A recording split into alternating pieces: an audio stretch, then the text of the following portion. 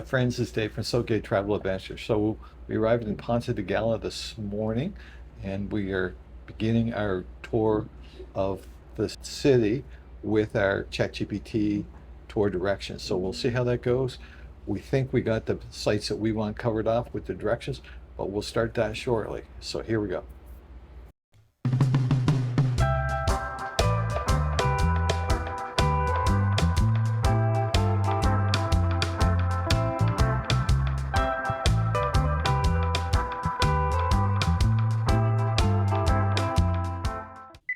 So here's the route loop that AI generate for us to kind of hit the highlights of Ponta Delgada in a quick loop.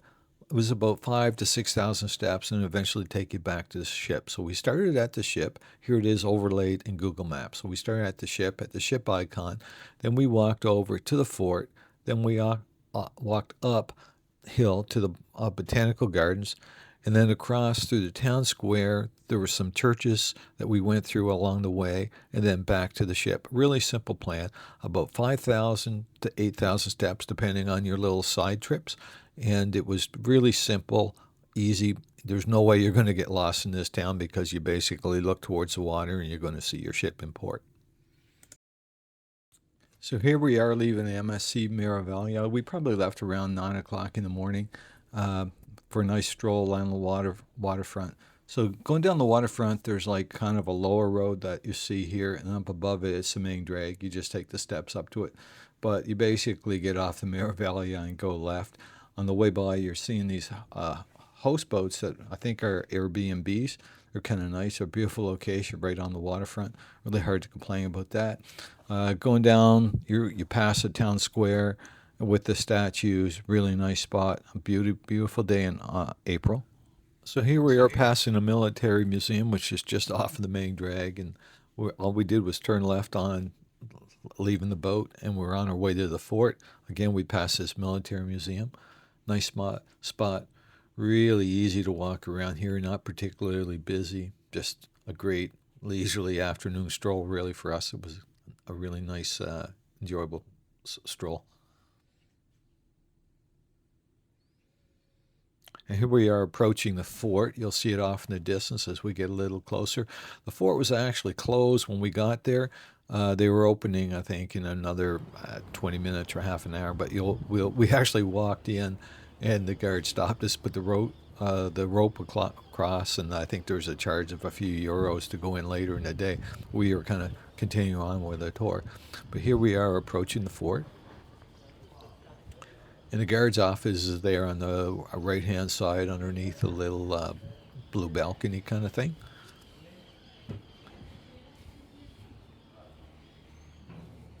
And eventually, yeah, there he is. There he came out and he wanted to put the rope across and they cleared the place out. So we just walk around the grounds. Beautiful grounds. The place was just beautiful green. It was, we're leaving Halifax, which in April is still pretty brown and, just recovering from winter. Here, everything is just so green. It's, it's just a very fertile soil. They don't need fertilizer there. It's so fertile. They just, and they get lots of rain. So just walking around the grounds. We were lucky in a lot of ways. The tour director on one of the tours our friends were on mentioned that they had, this was really the first sunny day they had in 6 or 7 days. So we had a perfect day to arrive to the port. So we left the fort. We walked up kind of the main street, up the hill, and with all these kind of trees that are trimmed back for the winter.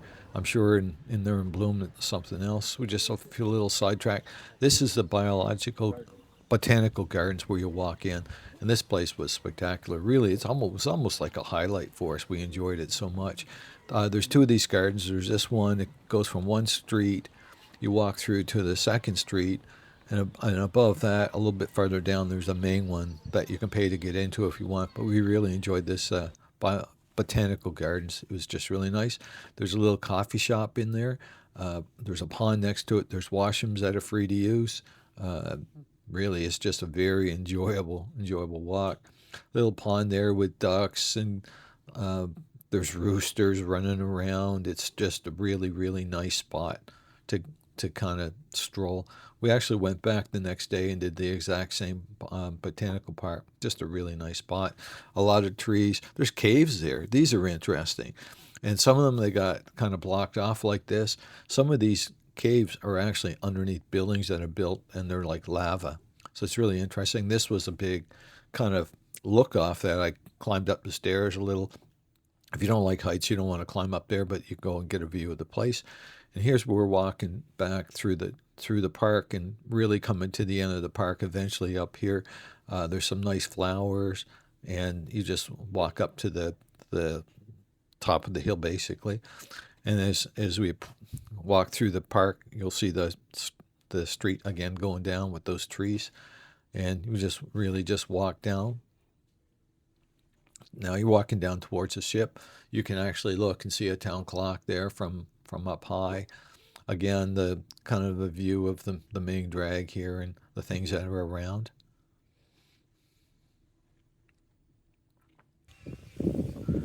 And this was an interesting place. This was like an art center that we went into. We could hear the music. There was classical music playing. It was on a Sunday afternoon, and it was free to go in. And we eventually wandered our way in there.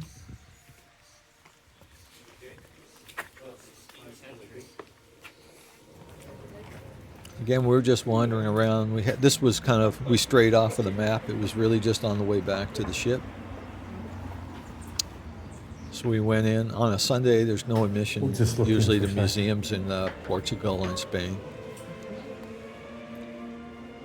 You'll hear the orchestra music playing there in the background. So you kind of go through the entrance.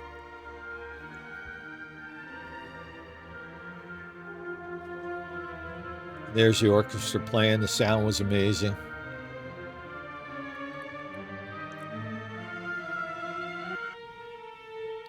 There's a little side jet out there where you can go up and get closer to the orchestra if you want. There's plexiglass in the front. That's why it doesn't sound so loud right here.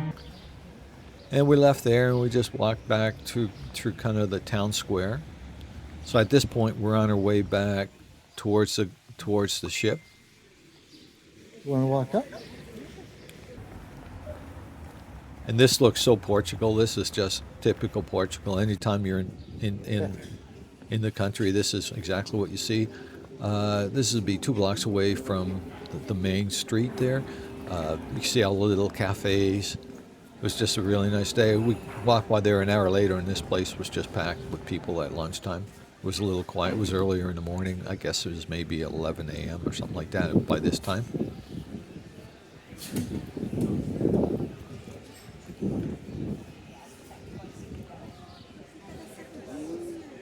This is the church that's nearby on the way back. You can't miss all these sights. Now we're back on the main drag, going back towards the ship. So the ship would be on the right coast on the right hand side. There's a couple Pega, I think, grocery store there if you need some supplies. It's right there. And then we're heading towards the Meraviglia right now.